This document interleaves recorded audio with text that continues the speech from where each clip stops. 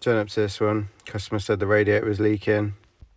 I mean, I don't quite need the life jacket just yet, but it is dripping, to be fair, and the boiler keeps losing pressure, so we're going to have a look at that.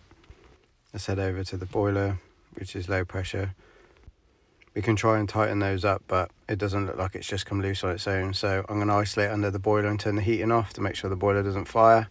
I'm going to take the cap off. Going to isolate that radiator valve, which is right above that drain off. This basically stops the water coming from that direction, so we're only going to get water from one side.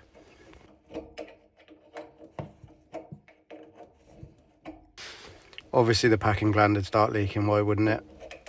But one leak at a time, I'll deal with that in a minute. Just dry that valve off. Put a waterproof bucket underneath. We are in a wet room, which is good. Obviously the plumbing police will say you could have just bought the washer, but I'm going to use the whole middle. Pop your complaints in the comment and I might read it, might not. So I'm going to put a hose on. Fortunately I'm right next to a toilet, so the hose can go in there. Get a spanner on this drain off to get it all opened up. Unless there's any auto air vents up in the loft, the system should bung itself because I isolated underneath the boiler.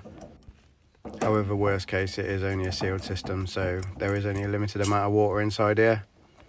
Go use the grips to crack the paint and undo that. I think it's 23 years old, so we'll just get that undone and out the way.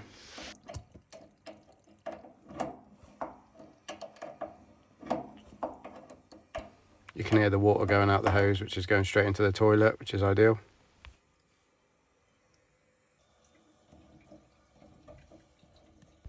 Once it's loose enough, just use your fingers to undo it.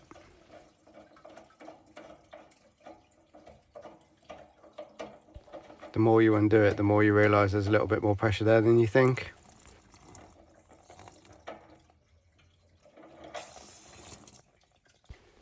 I mean, that seems like a lot of pressure, but there's your problem. The washer's completely gone. It's probably broken off inside. It's gone all brittle.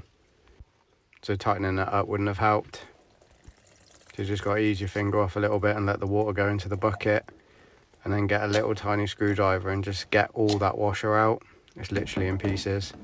I was trying to show you, but it's so tight and I can't see in there. You might get a little glimpse.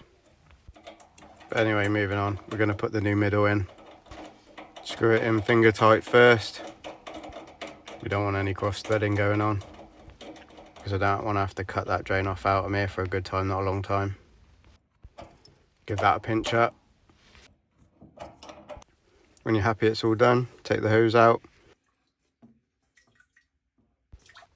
Give that a final pinch up with some grips.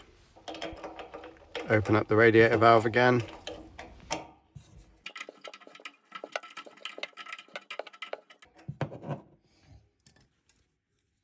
And then don't forget we had to have a look at the packing gland, so it's just that nut there. So we'll get the big spanner on it and just give that a pinch. Head back to the boiler, open the flow and return underneath. And top the pressure back up.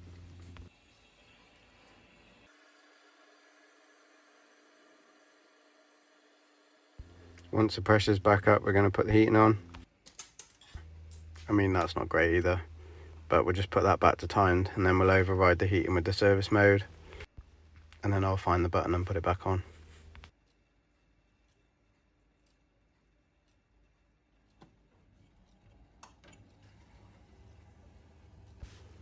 Green light means go. Head back into the wet room and just check it out. Valve's dry, drain off's dry. Let's give it the finger test. Yeah, all dry. Put the cap back on. It's another one done. Happy days.